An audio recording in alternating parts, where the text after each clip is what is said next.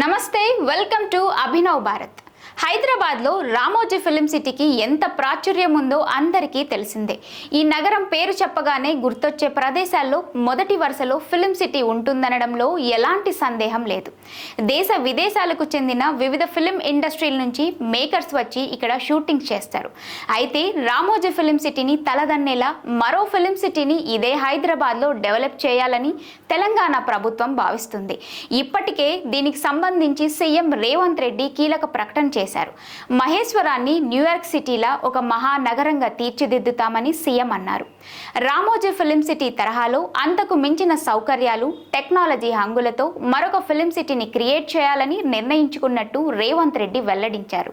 హిందీ సినీ పరిశ్రమ మొత్తం షూటింగ్స్ కోసం ఇక్కడికి రావాలని, రాచకొండ గుట్టలు వంటి ఎన్నో ప్రత్యేకతలతో సహజ సౌందర్యవంతమైన ఈ ప్రాంతం షూటింగులకు అద్భుతంగా ఉంటుందని ఆయన అన్నారు.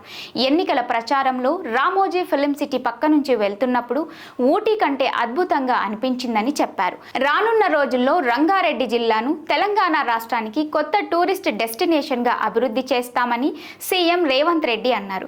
కొత్త ఫిలిం సిటీతో ప్రపంచ సినిమా హైదరాబాద్ వైపు చూడాలని ఆశాభావం వ్యక్తం చేశారు. ఇదే గనుక జరిగితే రంగారెడ్డికి మహర్దశ పట్టడమే గాక మునుగోడు, రాచకొండ, ఇబ్రహీంపట్నం ఏరియాల్లో భూమి బంగారం అవుతుందని, రియల్ ఎస్టేట్ పరుగులు పెడుతుందని నిపుణులు చెబుతున్నారు. మొత్తానికి ట్విన్ సిటీస్ లాగా భవిష్యత్తులో ఫిలిం సిటీలు కూడా 2 కాబోతున్నాయన్నమాట. నాయకులారా, మీ పనితనం మీ అధినాయకులకు తెలియజేయాలనుకుంటున్నారు. ప్రజలారా, మీ సమస్యలను మీ నాయకులకు తెలియజేయాలనుకుంటున్నారు. ప్రజా సమస్యల పరిష్కార వేదిక మీ అభినవ్ భారత్.